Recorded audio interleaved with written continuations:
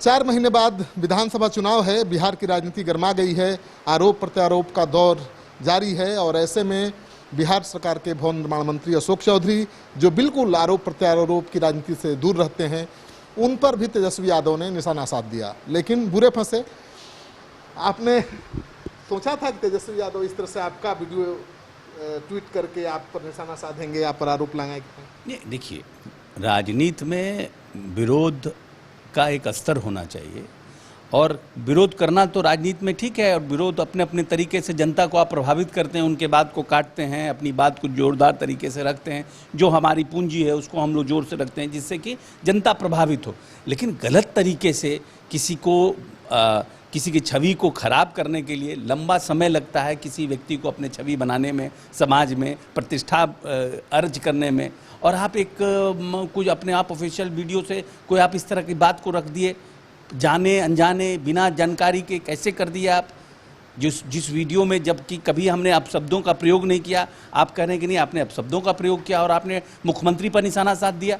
क्या आप मुख्यमंत्री के इशारे पर अशोक चौधरी बोल रहे हैं? मतलब हम तो एक तो है कि राजनीति में नीतीश कुमार जी ने इस प्रदेश में राजनीतिक शुचिता प्रारंभ किया। आप भी लंबे समय तक पत्रकार रहे हैं, आप जी टीवी में के पत्रकार थे उस समय, जब लालू का शासनकाल था, कितना क्या परिस्थिति थी, क्या स्थिति थी। लोग नया गाड़ी खरीदने से डरता था पटना में, लोग कितने शोरूम थे जिसका शोरूम बंद हो गया, कितने बड़े बड़े डॉक्टर थे जिनका पलायन हो गया, बड़े बड़े व्यापारी यहाँ से काम छोड़ करके चले गए। तो नीतीश जी ने तो राजनीतिक शुचिता स्थापित की, जाति के नाम पर जातिगत दुर्भावना पैदा किया इन लोगों ने। हम लोग तो राजनीतिक शुचिता, हम विरोध करते हैं, ये बात सत्य है, विरोध करते, लेकिन अब गलत चीज़ के लिए आप करिएगा और अपने सोशल अकाउंट से, वेरीफाइड सोशल फेसबुक अकाउंट और ट्विटर से आपने ट्वीट कर दिया और प्रेस विज्ञप्ति जारी कर दिया। अब भाई कुछ भी हो, पढ़े लिखे नहीं हैं, 9वीं फेल हैं, मान सकते हैं, लेकिन हैं तो आप लीडर ऑफ द पोजीशन, नेता प्रतिपक्ष हैं, आपको तो स्पेस मिलेगा, जनता आपकी बात को सुनेगी। भले आपकी उम्र कम है, आप उप मुख्यमंत्री बहुत कम उम्र में हो गए, आपका एजुकेशन क्वालिफिकेशन 0 है, आपका पॉलिटिकल एक्सपीरियंस 0 है, लेकिन फिर भी आप नेता प्रतिपक्ष हैं। तो हमने तो पहले तो उनके वीडियो को और अपने वीडियो को सोशल मीडिया पर जारी किया कि लोग पहले देखे, लेकिन उसके बावजूद भी इन्होंने विड्रॉ नहीं किया। तो आज हमने उनको लीगल नोटिस भेजा है कि भाई आप अपना माफ़ी मांगिए, और जो आपने जो एक वीडियो जो आपने छवि मेरी धूमिल करने के लिए डाला है उसको डिलीट करिए। अगर आप ये दोनों काम समय रहते करते हैं, 10 घंटा का हमने समय दिया, नहीं करिएगा तो हम जो संविधान में हमें अधिकार प्राप्त है, उस जो संविधान में संरक्षण प्राप्त है, उसके लिए हम कानून के कोर्ट में जाके कानून का दरवाजा खटखटाएंगे। लेकिन वो तो बेपरवाह दिख रहे हैं, अभी तक तो कुछ किया नहीं, अब केस भी करेंगे आप? बिल्कुल केस करेंगे, माफ़ी मंगवाएंगे। गलत, आप ऐसा थोड़ी है कि हम कोई रिफ रैफ हैं, ऐसे ही कोई हैं हम पार्टी के वर्कर कि आप किसी को हम जिस परिवार से आते हैं, 9 बार मेरे पिताजी एमएलए रहे, 2 बार हम खुद एमएलए रहे, कांग्रेस पार्टी के अध्यक्ष तक रहे 4 साढ़े 4 साल, महागठबंधन में थे, लेकिन नीतीश जी के कार्य प्रणाली से, नीतीश जी के स्वभाव से प्रभावित होकर उनके साथ नेतृत्व में आ गए। कोई भी नेता चाहता तो है ना कि ऐसा नेतृत्व मिले जिसके हमको पॉलिटिकल स्पेस दे, आइडियोलॉजिकली हमारे मत हमारा मिलता हो, हमारी बात को समझते हो, वैसा नेता मिले। तो जब हमने महागठबंधन बनाया और मना किया था हम कांग्रेस पार्टी को कि लालू प्रसाद यादव बेईमान आदमी है, इसके साथ मत कीजिए गठबंधन, लेकिन फिर भी कांग्रेस 27 एमएलए जीतने के बाद भी उन्हीं के साथ गठबंधन रखना चाहते, तो हमने अपना रास्ता बदल लिया, अब नीतीश जी के साथ आ गए। अभी इस बार लड़ाई कैसी है, क्योंकि 15 साल से आपकी सरकार सत्ता में है और थोड़ा मुकाबला कठिन होगा, आपको लगता है कि नहीं? नहीं, हमको नहीं लगता है। देखिए, मेरी पूंजी क्या है? हमारी पूंजी है भाईचारा, हमारी पूंजी है आपसी मिल्लत, हमारी पूंजी है इस प्रदेश का विकास।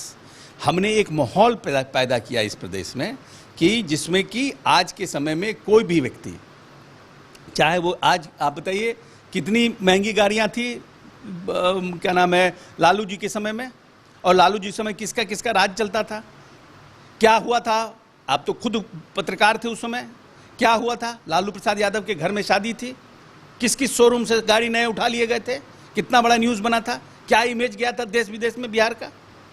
अरे ये लोग तो पूरा लंपटगिरी किया इन्होंने 15 साल, जिसको बोलते हैं पूरी तरह से जो राज किया, उस पूरी तरह से उस राज को पूरे प्रदेश में, जहां गौतम बुद्ध महावीर की जो धरती रही, जहां पर डॉक्टर श्री कृष्ण सिंह ने बिहार बनाया, 3.3% तो इनका विकास दर था बिहार का।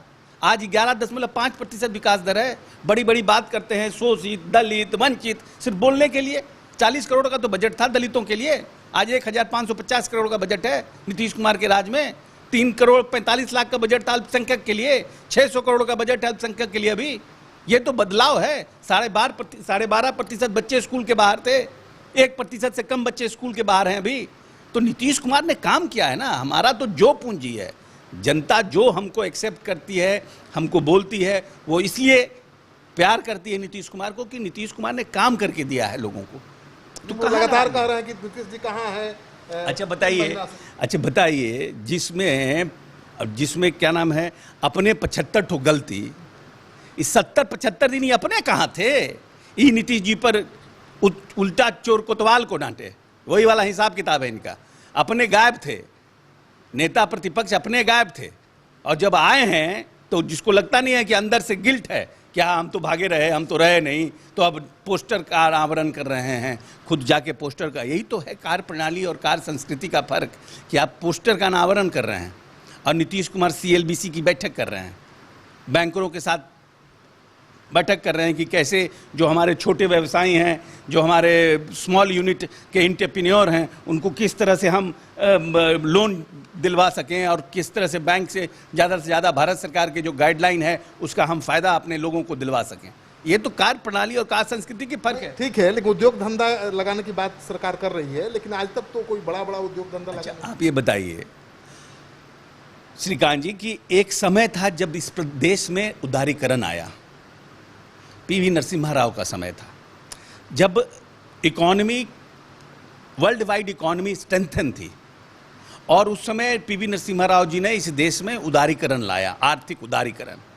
बहुत से प्रदेशों ने अपने उद्योग नीति को बनाया और उसमें नए लोगों को आकर्षित किया, जिसमें कि Karnataka, Tamil Nadu, Delhi, Uttar Pradesh, to some extent Orissa, सब जगह स्कीम्स आए और सब लोगों ने उद्योग लगाया। लेकिन यहाँ का जो औद्योगिक नीति था और यहाँ पर जिनका शासन था, वो लोग तो जात पात करने में रह गए। आपने तो बिहार के 21वीं सदी का बिहार कैसे बने, उसकी तो आपने चिंता नहीं की। उसके बाद वर्ल्ड वाइड इकोनॉमी का लॉस हो गया, पूरा इकोनॉमी ग्राफ नीचे गिर गया, नए इंडस्ट्रीज कोई आ नहीं पाए जो देश में आना चाहिए था, और जो अपना देश में इंडस्ट्रीज थी वही स्ट्रगल करने लगी। उसके बाद यूपीए ने एक नया इकोनॉमी का कुछ पॉलिसी लाया, पूरे उस समय एविएशन इंडस्ट्रीज, टूरिज्म इंडस्ट्रीज, जो कॉटन इंडस्ट्रीज थी, सबका भट्टा बैठ गया था। तो यूपीए ने एक प्लान लाया, यूपीए 1 में, जब पूरे PV नरसिम्हा राव के समय में, तो उस समय इंडस्ट्रीज कहाँ लगाने का सवाल है। नए इंडस्ट्रीज वाले ही परेशान थे कि हम इंडस्ट्रीज उद्योगों को कैसे बचाएं।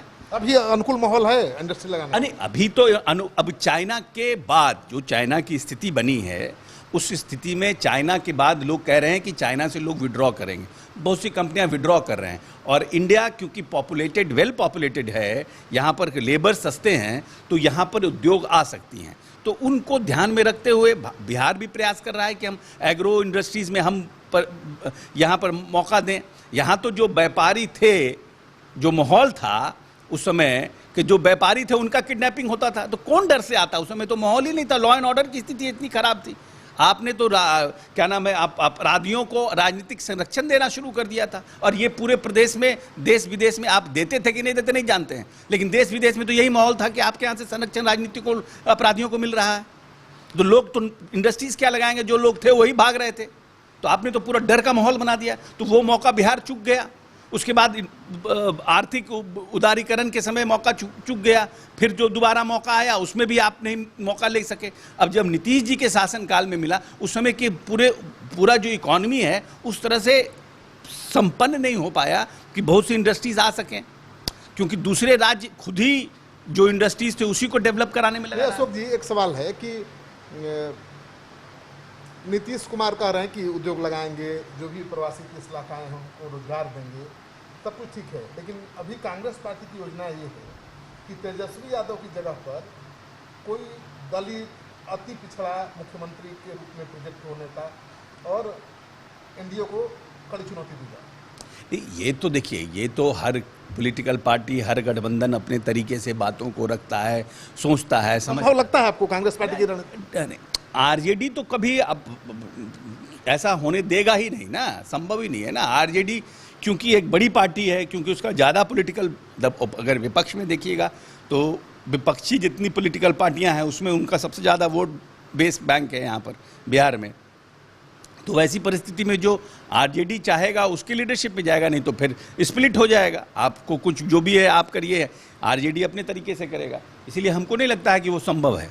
नीतीश कुमार का सेकुलर क्रेडेंशियल कितना काम आएगा? जो सेकुलर क्रेडेंशियल है उसकी वजह से बिल्कुल काम आएगा। और हमको लगता है कि इस बार जो डेवलपमेंट का काम नीतीश जी ने मिनॉरिटी वेलफेयर के लिए किया है, चाहे वो प्रत्यक्षता की राशि हो, चाहे वो क्या नाम है जो मिनॉरिटी लड़कियों के लिए जो योजना हो, चाहे मिनॉरिटी वेलफेयर हॉस्टल्स हो, मतलब चाहे मदरसों